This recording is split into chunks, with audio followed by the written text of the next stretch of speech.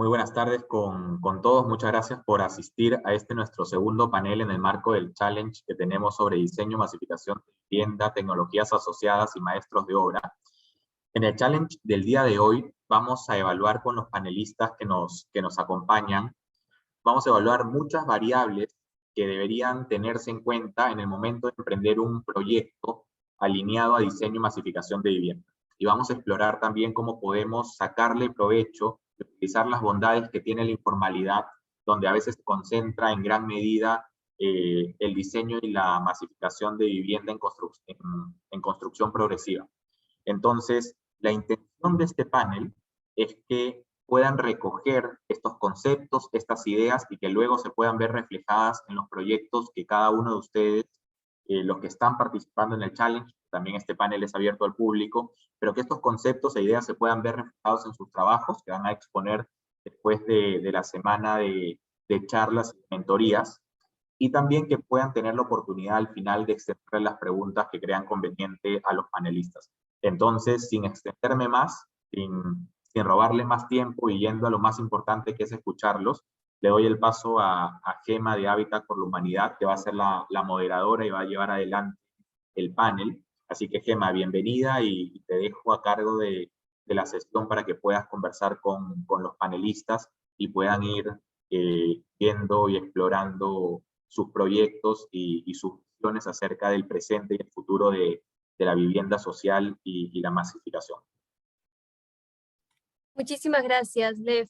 Y bueno, hoy tenemos el lujo de este panel que estamos presentando, que sí tienen camino recorrido. Tienen camino recorrido desarrollando nuevas ideas, llevando esas ideas a la práctica, ideas acerca de cómo llevar adelante proyectos con pilotos exitosos, aprendizajes de esos pilotos, y la idea es entrar a hablar de eso. Sí, generalmente estos espacios de intercambio permiten acercarnos como ecosistema, como miembros del sector construcción que estamos tratando de impulsar la innovación, y muchas veces conversaciones acerca de ideas nunca nos faltan, pero conversaciones acerca de ideas puestas en práctica generalmente sí. Entonces ese es un poco el tono de la conversación que queremos llevar adelante en este panel, y lograr que los asistentes del challenge al cual han sido convocados puedan tener más claridad de cómo lograr refinar sus ideas y llevar esas ideas a la práctica en potenciales ideas de solución que sí están enfocadas en lo que las familias y el usuario final necesitan. Entonces,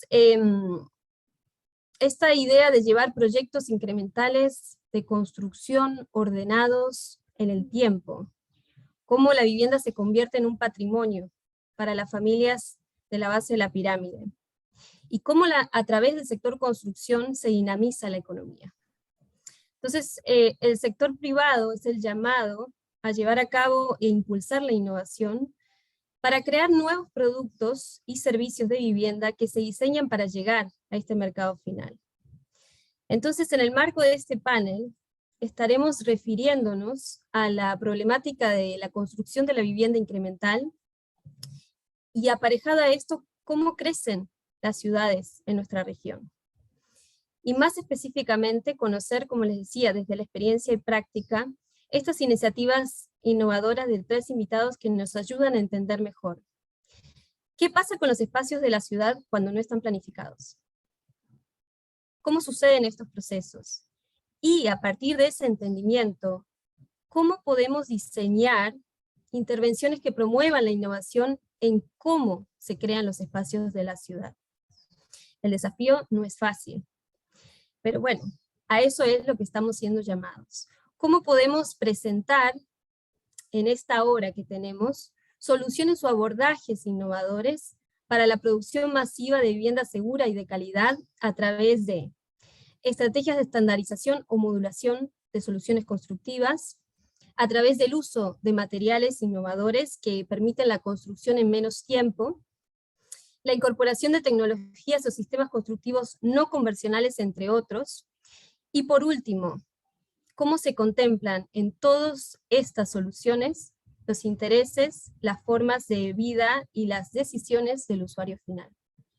Entonces, con esto doy un primer introducción a Cristian Martínez, de Elemental, que se conecta desde Chile, y nos va a contar un poco el proyecto que tienen, cómo lo han llevado adelante, y esta lectura de cómo la informalidad gana en los procesos de urbanización y qué hacemos frente a eso.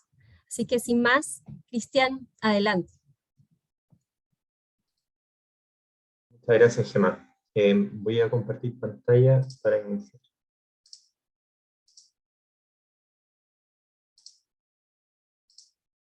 Se ve mi pantalla, ¿no? Ya.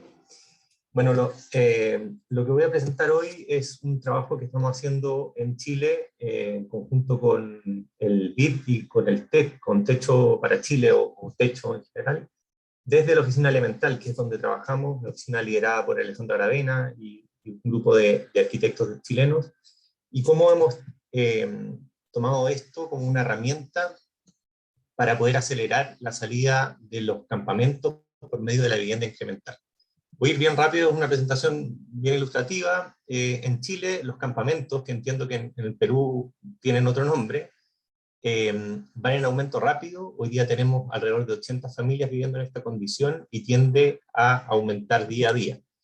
Para poder ejemplificar esto, una imagen de Google Earth, partimos en julio del 2020, vemos este terreno vacío, vemos cómo se empieza a poblar de a poco, agosto del 2020 ya vemos los primeros trazados, septiembre del 2020 vemos cómo se empieza a ver ya las viviendas, en enero del 2021 ya está prácticamente construido, vemos la densidad que hay y la falta de espacio público, de urbanización y de servicios mínimos, y en enero del 2022 ya lo vemos así.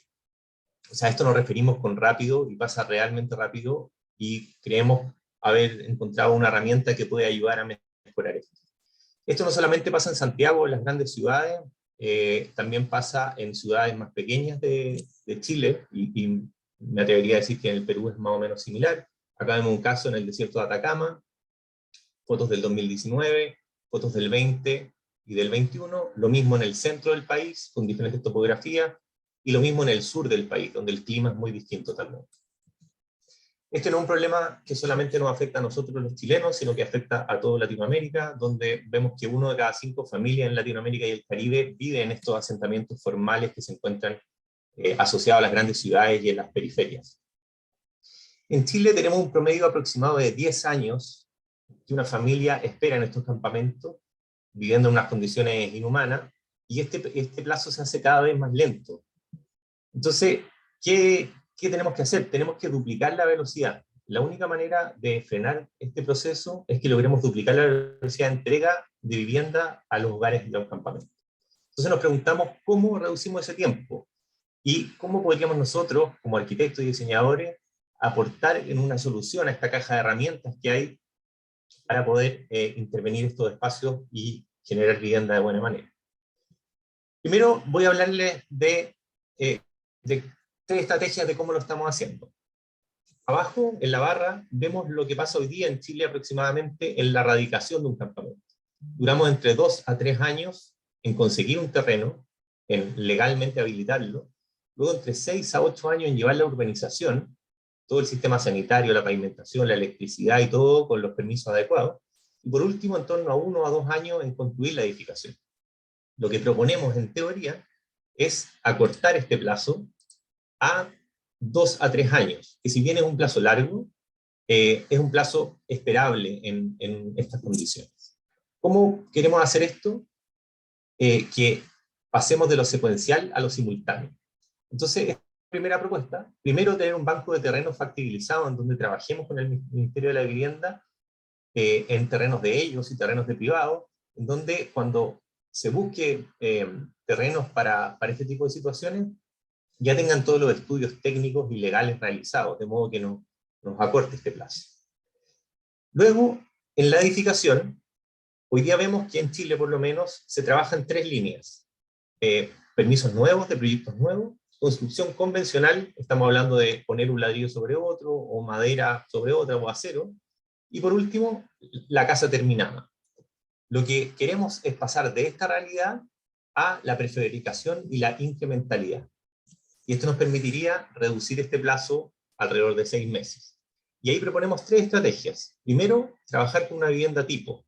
La vivienda tipo es un sistema que tiene el Estado chileno, el Ministerio de la Vivienda, para tener unas casas, unas viviendas preaprobadas con toda su ingeniería, de modo que cuando cualquier persona la necesite, esté disponible con sus planos, su cálculo y todo lo que necesitamos para poder avanzar. Luego pasar de la construcción tradicional a la prefabricación, tratar de llegar la mayor cantidad de elementos fabricados al terreno para poder ahorrar tiempo. Y por último, la incrementalidad. Y para referirnos a la incrementalidad, les voy a explicar un ejemplo de cómo lo hemos hecho y cómo lo entendemos en Elemental en la oficina. ¿Qué hace el mercado cuando tiene dinero para construir una casa? Construir una casa alrededor de 80 metros cuadrados en el caso de Chile. Pero ¿qué se hace cuando no hay dinero para construir esa casa? Lo que hace el mercado es que agarra la misma casa que se haría cuando hay dinero y la jibariza, la hace más pequeña. Entonces, desde el punto de vista del marketing, se ve igual que una casa grande, pero el problema que tenemos es que solamente podemos pagar 40 metros cuadrados. Y pasa esto, por ejemplo. Tenemos esta casa, lo que se ve pintado en verde, y a pesar del diseño, las familias tienden a ampliar esta casa. Y ampliar de mala manera o de manera inadecuada, que no solamente trae problemas técnicos, sino que trae problemas sociales hacia los vecinos y hacia los barrios donde habitan. Entonces, ¿qué es lo que proponemos en la oficina? Es que esta casa de 80 metros cuadrados, nosotros entreguemos la mitad de una buena casa. Y luego surge inmediatamente la pregunta, ¿qué mitad entregamos? Y en vez de entregar una casa pequeña, entregamos la mitad de una buena casa, y entregamos la mitad que una familia nunca va a poder hacer por sí misma. Y esto le sumamos a 5 condiciones de diseño, que tiene que estar bien ubicada, tiene que tener un diseño urbano que contemple un espacio colectivo, no solamente el espacio privado y el espacio público, la vivienda que esté pensada para el escenario final, donde estén hechas las zonas húmedas y la escalera, y con un ADN de clase media, no de vivienda social, sino que pueda ampliar a un tamaño adecuado para su familia. Acá tenemos algunos ejemplos que hemos hecho en Chile. Este es un proyecto en el sur de Chile que hicimos después del terremoto 8,8 que tuvimos el 2010 y tsunami. Estas son viviendas para damnificados. Esto se entregó el 2012, perdón, y hoy día están así. Están ampliadas de esa manera, adecuadamente. Entonces vemos que la primera parte da un cierto ritmo y un orden, y la segunda parte tiende a personalizar la vivienda. Aquí hay más ejemplos, voy a pasar rápido para aprovechar el tiempo. Ahí vemos cómo construyen la segunda mitad. Y esto es un detalle muy bonito, que encontramos que en una inauguración de un proyecto que tuvimos, encontramos un niño que había dibujado esta casa, y en esta parte que está escrita acá, lo tradujimos, dice, esta es la parte que hace mi papá. O sea, también esta ampliación no solamente genera un ahorro en costo y una casa más grande, sino que también da un sentido de orgullo a que la vivienda social, que generalmente se regala o se entrega con un subsidio, también permite a cada familia poner de lo suyo en su casa. Entonces, ¿qué vemos? Que las viviendas funcionen a través de los autos. Uno cuando compra un auto tiende a bajar de precio. Queremos que la vivienda al recibirla tienda a aumentar de precio. Entonces, más que un gasto social, queremos que la vivienda sea una inversión. Entonces, siguiendo con cómo reducimos el tiempo, diseñamos esta vivienda donde queremos pasar a lo simultáneo. Habíamos hablado de ahorrar tiempo en terreno y en edificación, y lo que queremos es que la edificación vaya en paralelo a la urbanización, y para que las familias esperen en sus casas y no en el campamento. Y esto tiene a su vez 2 efectos positivos además. Uno, nos permite mantener el tejido social, que es algo muy rico de la incrementalidad y de la informalidad. Y segundo, nos permite corregir a tiempo el layout urbano. Veíamos que en los campamentos no hay espacio público adecuado, no están los temas de seguridad, hemos tenido muchos incendios. Entonces, si lo hacemos en simultáneo, nos permite corregir esas 2 cosas en paralelo. Entonces, para esto diseñamos una vivienda que le pusimos USB, Unidad de Servicios Básicos, en donde se entrega un primer núcleo de hormigón, que tiene una cocina abajo, una escalera y un baño completo arriba, y se entrega urbanización off-grid, o sea, un camión aljibe que llena este estanque, una fosa séptica que permite sacar el alcantarillado, y se conecta ya sea con paneles solares o a la electricidad directamente. Que hacen el tiempo permiten ampliar esta casa, llegando a una superficie cercana a los 80 metros cuadrados. Para luego, cuando llegue la urbanización, tiempo después, poder desconectarse del off-grid y conectarse a las redes de urbanización que el Estado hará con el tiempo que se demore en hacer. Construimos un prototipo de esto en paneles prefabricados. Voy a pasar bien rápido acá para alcanzar a los 10 minutos. Ahí vemos cómo se construye.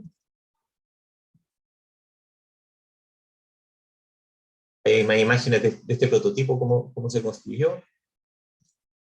Y así es como se entregó inicialmente, donde a la derecha de la pantalla vemos lo que podemos entregar inicialmente en 3 pisos. Esto que vemos acá a la derecha es el núcleo, el USB, y cada familia puede llegar a ampliar la casa como lo vemos acá al lado izquierdo de la pantalla. Es una arquitectura bastante simple que puede llegar a 4 dormitorios, perdón, en el tiempo. Y hoy día estamos construyendo el primer piloto de 15 casas en Viña del Mar, una ciudad a 1 hora al mar de Santiago. Este es el estado del campamento actualmente, la masividad que tiene, y hacemos talleres con la familia. La participación acá es muy importante, trabajar con los líderes del campamento. Explicamos el proyecto de qué se trata, qué se entrega, qué no se entrega, hacemos reuniones en terreno con ellos y esperamos de acá a fin de año tener concluidas estas viviendas incrementales. Muchas gracias. Muchísimas gracias, Cristian. El impecable en análisis de cómo la informalidad siempre gana, ¿verdad? De cómo los procesos de urbanización suceden y las familias utilizan lo que existe en el mercado para construir un techo bajo sus cabezas. Eso desde ya es un principio muy importante a la hora de entender lo que estamos tratando de cambiar, ¿verdad? ¿Cómo le ganamos en tiempo a los procesos de urbanización y creación de ciudades? Y ahora me gustaría entonces pasar a nuestra segunda panelista el día de hoy, que nos va a presentar un proyecto Manzana Segura. Y la idea es entender en Perú cómo se está pensando la problemática y cómo a partir de zonas ya consolidadas y autoconstruidas se puede promover soluciones e innovación. Así que le doy el pase a Elizabeth Añaños. Muchísimas gracias. Bueno, buenas tardes. Gracias, Gema, por la introducción. Yo les voy a contar sobre una estrategia multiactor que se llama Manzana Segura, y es una propuesta piloto para justamente impactar en esas zonas consolidadas que han tenido origen en la autoconstrucción e informales. Como este es un dato que muchos ya tienen, en realidad en los últimos 30 años, en los últimos 20 años, las ciudades han expandido en un 39%, y casi todo, más del 90% es de origen informal. Y esto tiene que ver, ¿por qué? Por un factor importante, porque no hay ofertas de vivienda adecuadas a las características de la población. De hecho, nosotros nos hemos estancado en temas de políticas y diversificación de bonos de hace 20 años, y no estamos en realidad mirando a esas necesidades y a esas capacidades que existen en el territorio. Y de hecho, uno de los datos importantes es que nuestro consumo de suelo es uno de los mayores del mundo. De hecho, más del 50% de las ciudades en el Perú tienen tasas de consumo de tierras por encima que el promedio de Latinoamérica. De hecho, Lima, entre el 2009 y el 2018, ha consumido anualmente 907 hectáreas de suelo urbano. Y esto equivale casi a 1000 campos de fútbol, y la misma tendencia sigue en todas las ciudades a nivel nacional, ¿no? Y esto hace que, por ejemplo, tengamos Tumbes, que consume hasta 5 veces más suelo que el promedio global. Esto significa que ya la forma de crecimiento de las ciudades y el uso del suelo tiene que cambiar. Tenemos que poder mirar a las zonas consolidadas de la ciudad. Y como les contaba, el origen de este problema es porque, viendo justamente cómo han funcionado los bonos de vivienda, cómo se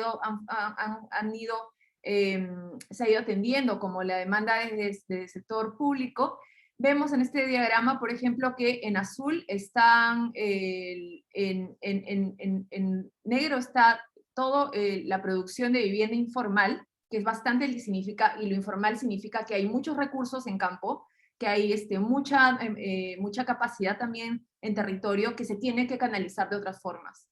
Y si vemos cuál ha sido la producción de vivienda formal producida por el Estado, vemos que es casi muy baja. En los sectores más bajos, C y D, casi el 4% de los subsidios está cubierto por la oferta formal. Si seguimos con esa tendencia, tendríamos que necesitar muchos recursos, pero tenemos que poder cambiar con otras formas e innovación para poder más bien ofrecer qué es lo que el mercado está pidiendo. Entonces, hay un tema importante que es la ciudad consolidada, y en el Perú el déficit de vivienda es 1.5 millones de viviendas entre déficit cualitativo y cuantitativo. Es importante mirar el déficit cuantitativo, o sea, las viviendas que no se han construido bien, y sobre todo porque estamos en un país con riesgo sísmico latente. De hecho, esa vivienda que no está bien construida es un riesgo que nos puede costar mucho más. De hecho, en los fenómenos del Niño y cada situación de riesgo que tenemos, todas esas viviendas significan un costo en pérdidas de vidas humanas, pero también un costo para el país, porque no se ha previsto la intervención en estas zonas.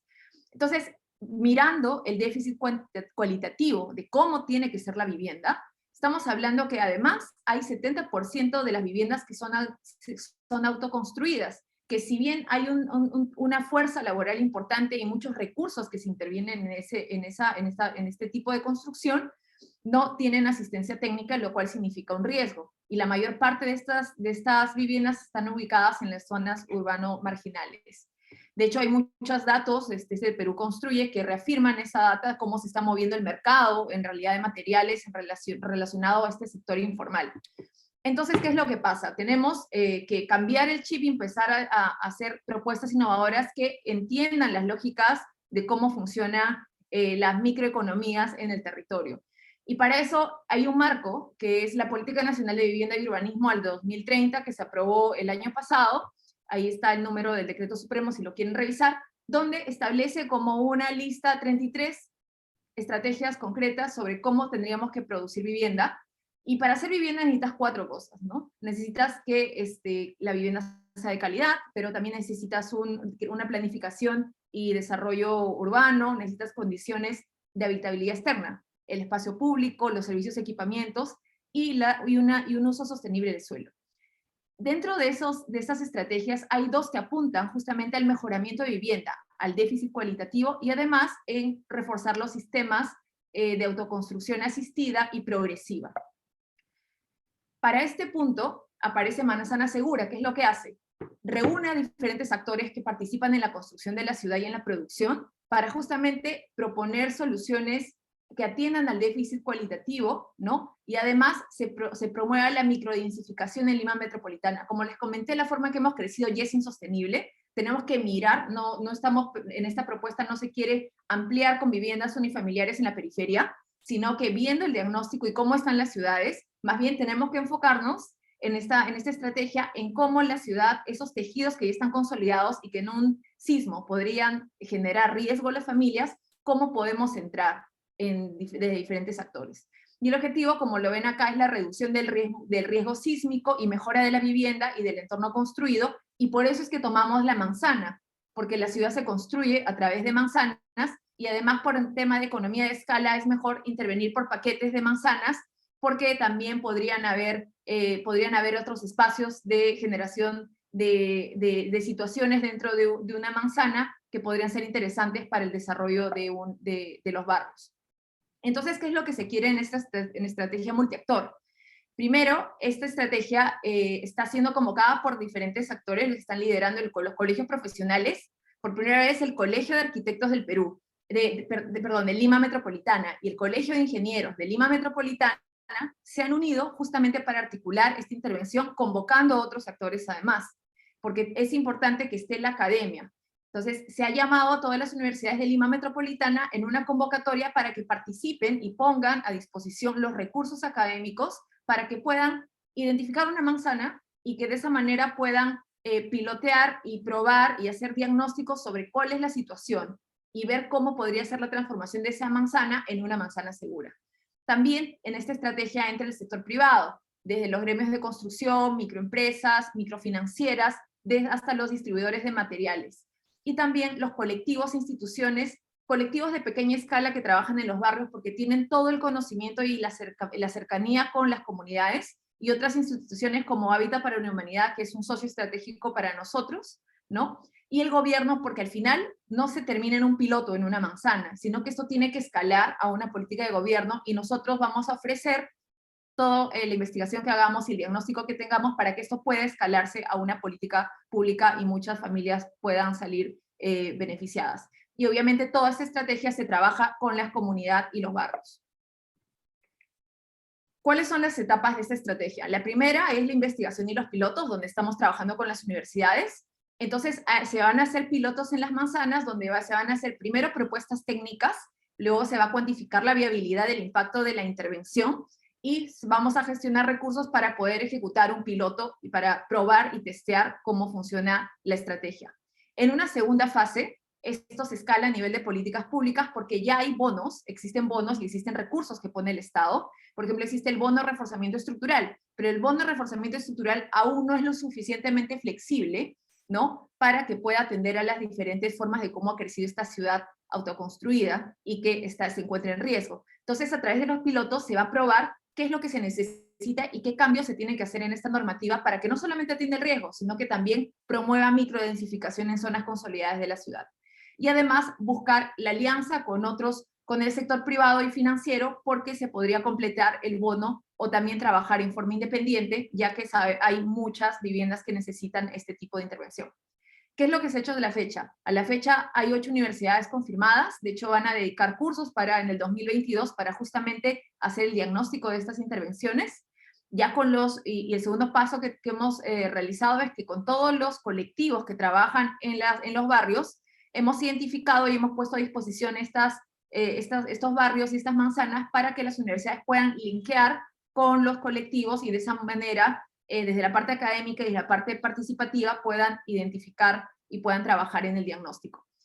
Los barrios que tenemos son, por ejemplo, uno que ha identificado la Universidad de Ciencias y Artes de América Latina, que es además un socio importante dentro de esta intervención, en donde ya vienen trabajando en un barrio desde la academia, y lo que están haciendo es, este ciclo van a abrir un curso para poder trabajar de la mano también con una facultad de ingeniería, que tienen que hacer los diagnósticos para ver qué viviendas se tendrían que demoler, cuáles se tendrían que reforzar, qué tipo de reforzamiento tienen, y de esa manera sacar tipologías de intervención. Otro ejemplo que tenemos, en realidad son solamente 3, para contarles la estrategia rápidamente, está en Comas. Entonces acá, por ejemplo, hay un colectivo que se llama Parada Libre. Como ven, estas viviendas parecieran que están bien, pero si uno se acerca más, no han tenido asistencia técnica en la construcción y van a tener que tener un diagnóstico previo para justamente hacer la transformación. Y ahí también lo que estamos haciendo es ubicarnos en las partes bajas consolidadas de la ciudad, no en zonas altas, porque además tiene que estar en el marco de las políticas públicas y en el marco de la planificación. Ahora se está haciendo el plan metropolitano de Lima, de Lima Metropolitana. Entonces hay zonas que van a tener que tener reasentamientos o otros tipos de tratamientos. Entonces estamos trabajando en las zonas que tienen autoconstrucción, que están consolidadas, pero que sin embargo no promueven informalidad o tráfico de terrenos y están consolidadas. Entonces, por ejemplo, esta zona que es interesante porque está en el intermedio, no está en una zona alta, pero es el camino a una zona estratégica con valor ambiental, a una zona de lomas, y esta es una de las manzanas que estamos proponiendo para que se pueda realizar el trabajo. Como vemos, no tienen las construcciones no han tenido asistencia técnica, y hay fallas estructurales muy obvias como falta de vigas de amarre, falta de columnas, que van a tener que ser diagnosticadas por el Colegio de Ingenieros. Entonces el proceso de implementación pasa por una priorización, son manzanas que estén consolidadas, como les he comentado, ¿no? Y si tienen proyectos de inversión en el mejoramiento de barrios sería ideal.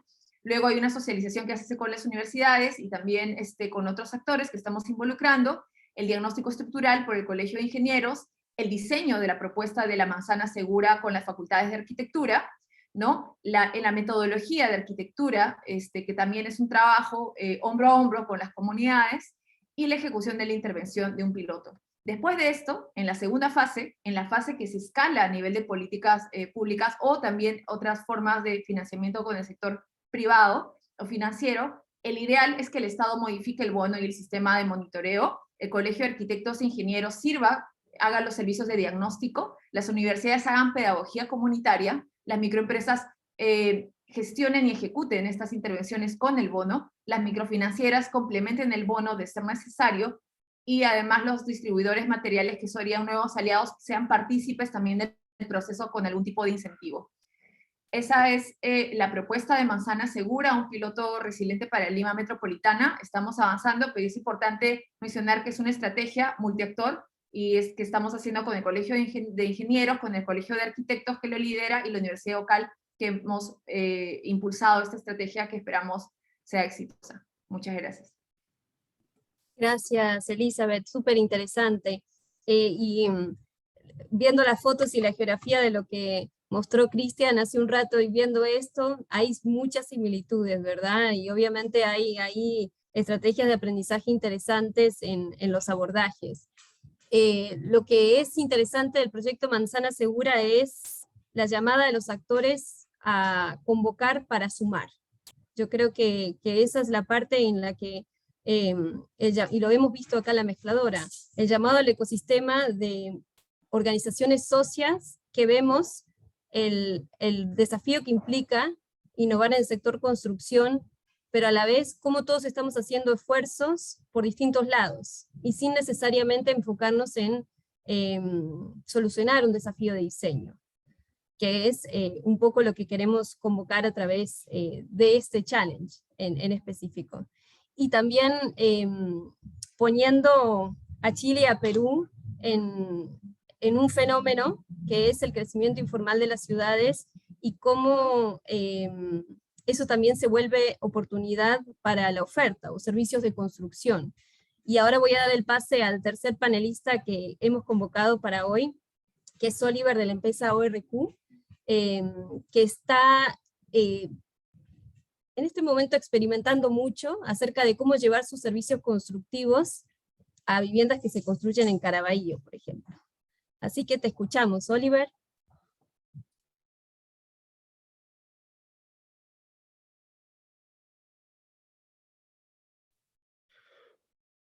Hola, ¿cómo están? Buenas tardes. A ver, les voy a compartir la presentación.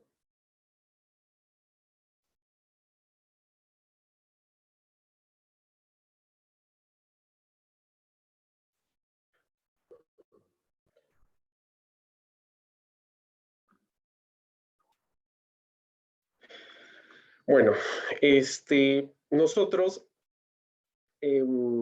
somos una empresa que estamos experimentando en el campo lo que es construir vivienda social. Y nosotros queremos contarles un poco nuestra experiencia y qué es lo que estamos haciendo, y cómo Guardián Constructor, en alianza con Guardián Constructor, nos ha ayudado a cambiar muchos paradigmas que eran muy restrictivos para nosotros, inclusive para muchas empresas de construcción, pequeñas y grandes. Nosotros nos planteamos tres preguntas, ¿no? Primero, ¿por qué se construye informalmente? ¿Por qué los profesionales y la empresa privada no nos interesa la informalidad, o sea, el grupo informal, entre comillas? ¿Y cuál es el problema para nosotros aventurarnos? O sea, ¿qué está faltando? O sea, como vimos en las experiencias anteriores en Latinoamérica y sobre todo en el Perú, informalmente se construye porque no existe un proceso de velocidad, y existe mucha restricción en el tema del Estado. Les pongo casos muy específicos, ¿no? Por ejemplo, para obtener un certificado de parámetros que debería estar en 5 días, se toman 21 días. Y no existe un freno para eso. Entonces, ¿qué pasa para para una persona que no es contratista, que no es ingeniero, simplemente esos tiempos de espera que no está dispuesto a tener. ¿Por qué? Porque repercute con su trabajo, ese tiempo, son tiempos muertos, no lo hace. Entonces va por la facilidad, se va por la tangente. A pesar que en estos 2 años de pandemia hemos mejorado mucho en el tema de tener todo virtual, hemos mejorado muchísimo, pero aún existen muchas restricciones que hacen de parte del Estado que las personas de este sector no las cumplen y dicen, bueno, esto toma muchísimo tiempo, los terminan aburriendo, y finalmente van por la inmediatez. O sea, si mi vecino lo hizo, yo también lo puedo hacer. Y contratan al maestro que conocen y comienzan a trabajar. Y así comienza un proceso informal. ¿Por qué? Porque por el lado del Estado no tenemos, digamos, una buena respuesta, no tenemos una velocidad y digamos, todo es muy engorroso. Cada municipalidad, cada distrito tiene sus propios tiempos, sus propias reglas, no es un tema estandarizado. Entonces, este proceso, digamos, de ser formal, toma tiempo y es muy restrictivo. Y por lo tanto, cuando, digamos, en este momento nosotros tenemos la inversión para empezar nuestra casa, queremos pasar por el tema formal, y el tema formal nos toma muchos meses, ese dinero que lo teníamos ahora en marzo, digamos que por una necesidad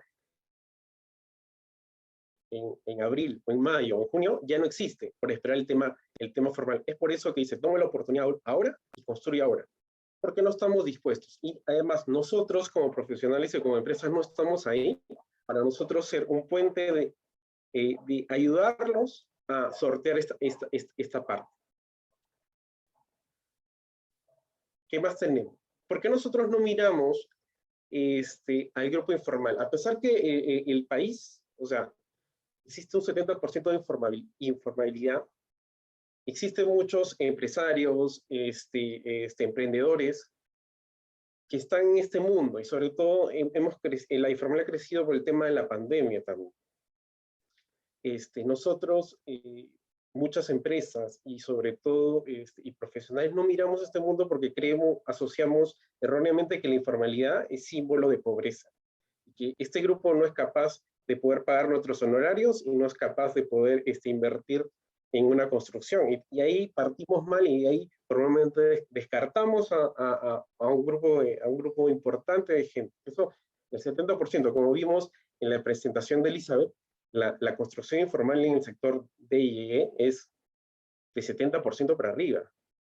Si nosotros nos enfocamos como empresas constructoras, como grupos de arquitectura, de ingeniería, y la mayor parte de la torta está en ese grupo, pero no miramos por simplemente tenemos prejuicios, primero, a que son segmento pobre y que no pueden cubrir, cuando eso es muy alejado de la realidad. Ellos, como hemos visto en el tema de la construcción, tienen ese flujo económico y lo pueden hacer, solo que nosotros no estamos ausentes. Seguimos ausentes, o sea, lo que nosotros planeamos, digamos, en planes, en ideas, en bonos que ofrecen bancos, no llegan a ellos y por lo tanto ellos están desconectados de todo este tema. ¿Cuál es el principal problema que nos ofrece el grupo informal? Nosotros podemos crear mil planes, podemos tener las mejores leyes, las mejores políticas, nosotros sabemos cuál es la problemática y ya tenemos diagnósticos por muchas etapas. Conocemos cuál es el problema. El problema, yo creo que es un tema no solo de la construcción, es un tema de todo el Estado peruano y todo eso, que no tenemos una gestión de la información, no sabemos llegar a ese grupo. Estaba viendo la presentación de Elemental y veía cómo ellos interactuaban con este grupo de gente. Ahorita nuestra respuesta ha sido muy tímida para poder llegar a ese gran grupo, o sea, para vencer también la desconfianza que tienen ellos contra los profesionales y las empresas constructoras, que para ellos nosotros somos caros. Por lo tanto, nosotros no somos un gran costo y no nos vamos a producir ahorros. Cuando finalmente, después de haber analizado, y nosotros hemos hecho 1000 ejercicios, la autoconstrucción es muchísimo más costosa y muchísimo más insegura.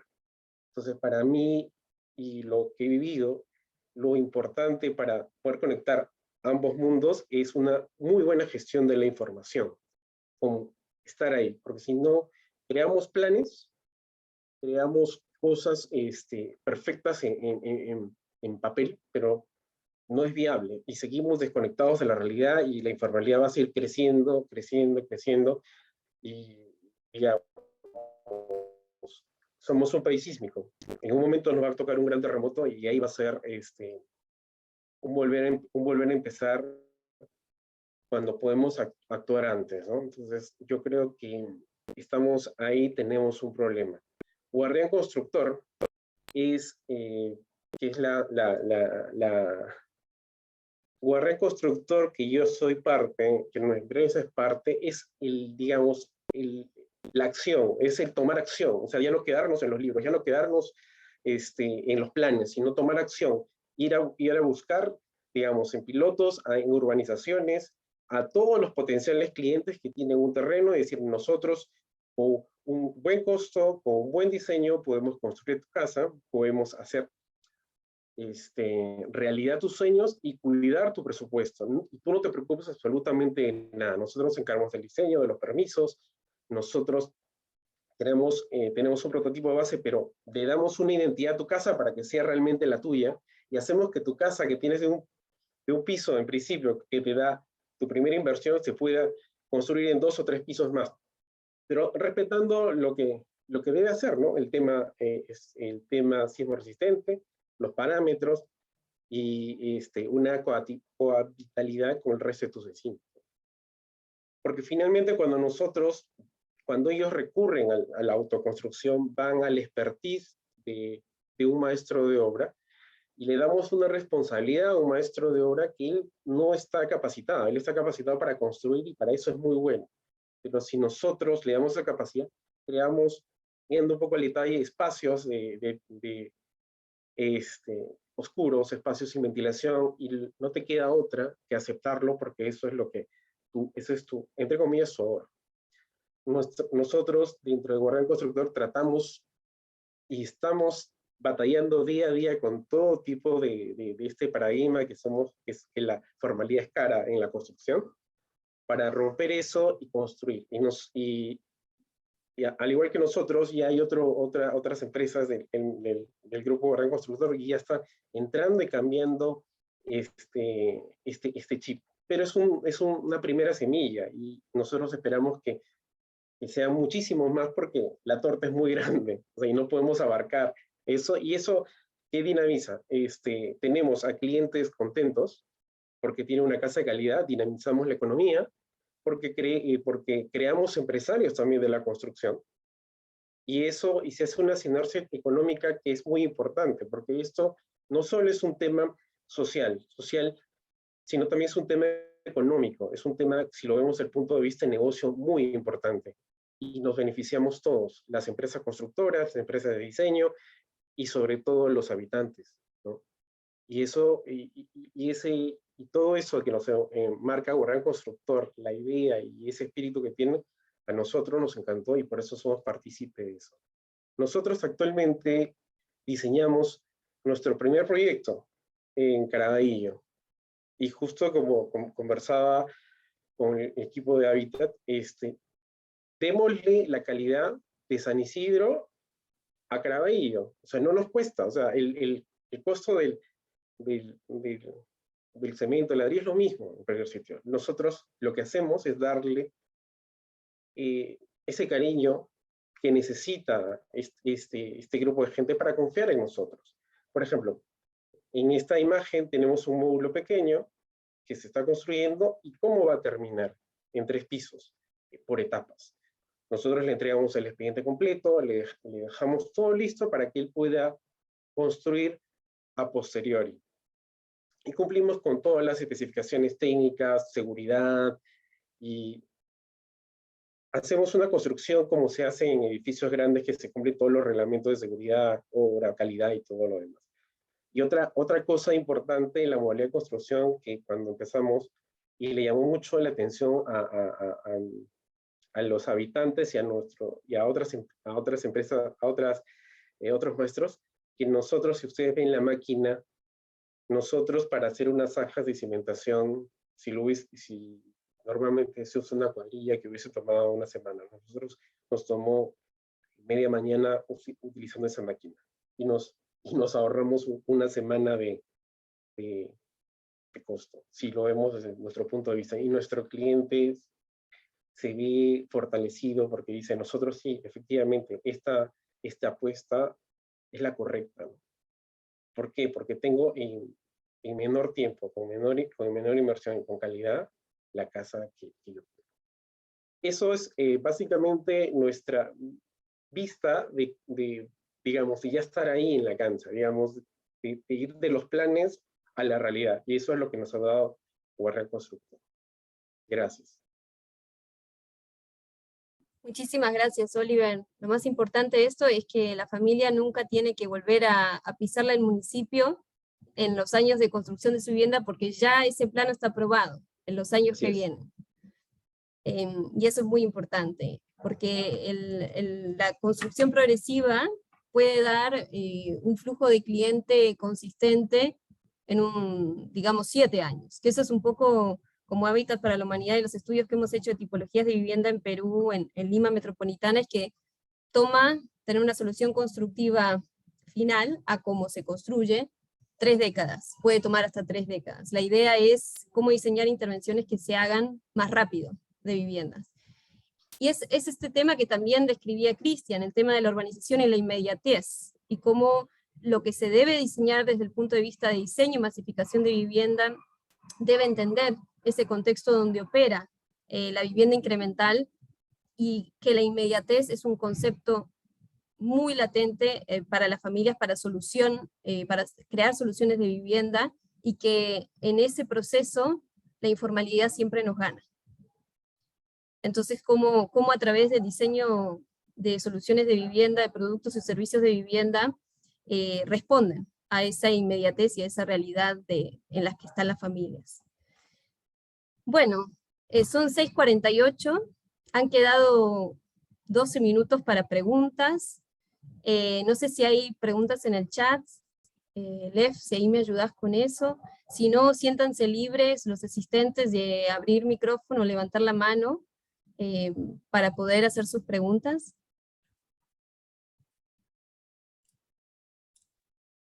Aún no tenemos ninguna en el chat, Gemma, pero que levanten la mano y que la puedan hacer. Okay.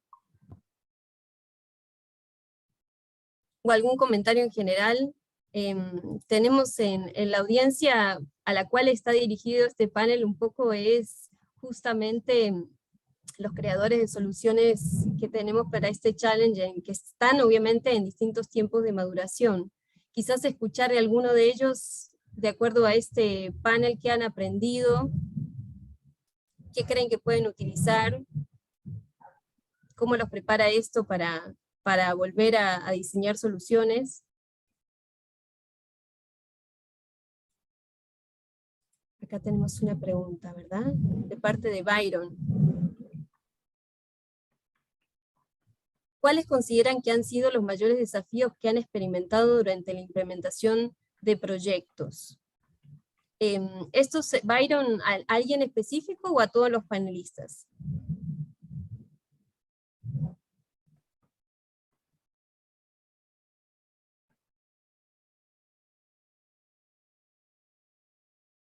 Bueno, podríamos hacerle para todos los panelistas, ¿verdad? Cristian, no sé si quieres empezar tú.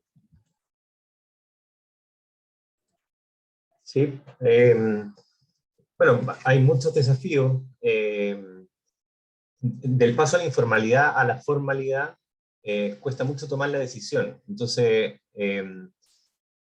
ir a conversar con la familia en terreno, explicarles, tener distintas estrategias de participación, ha sido un gran desafío de que sean bien tangibles también.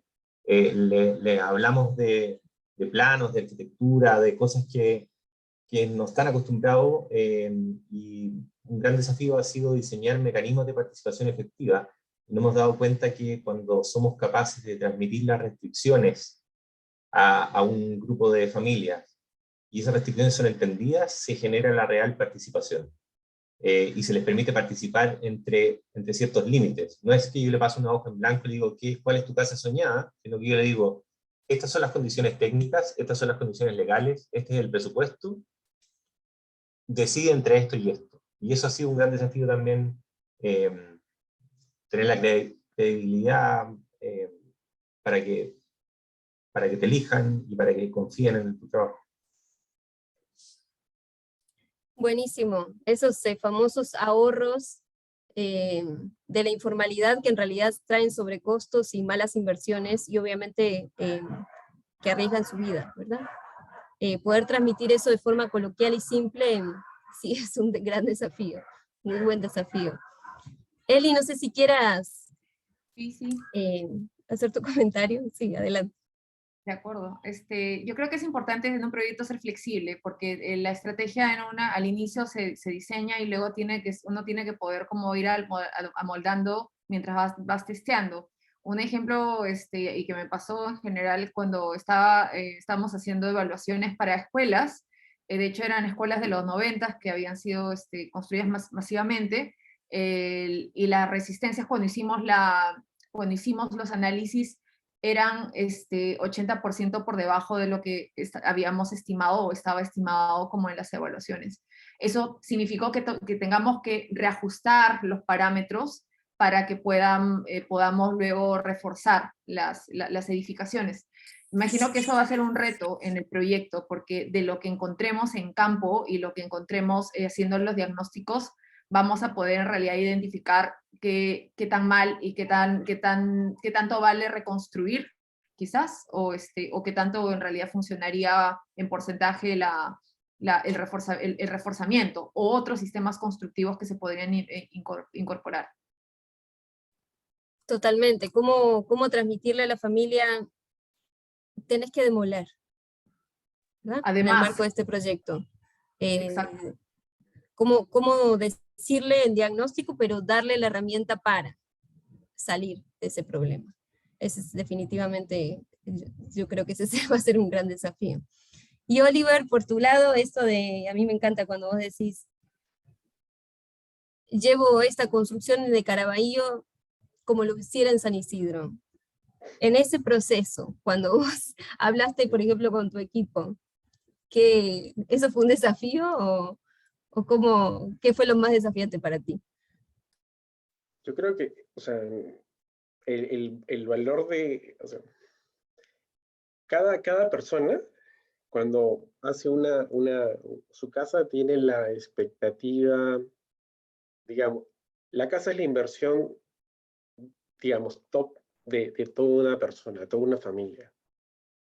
Y nosotros, ellos tienen muchas ideas y como decía Cristian, tampoco es una hoja en blanco. Nosotros aterrizamos la idea y le decimos, mira, puedes hacer esto de esta forma, con lo que tú tienes, y podemos estirar tu presupuesto, ahorrar en algunas cosas para obtener un espacio integrado, un espacio abierto, y tener, o sea, la cosa que tú llegues a tu casa y sientas paz, ¿no? O sea, sientas que, esta es mi casa. Porque si tú llegas a un espacio oscuro, sin ventilación, o sea, te estresas más de cuando que tienes los problemas en el trabajo, en otro sitio. Otro desafío, para hacer una cosa muy importante y la cual nos ha tocado, es cuando visitamos una casa que, digamos, ya tiene un primer piso, necesita un reforzamiento, pero la casa no está saneada. Ese es un gran problema.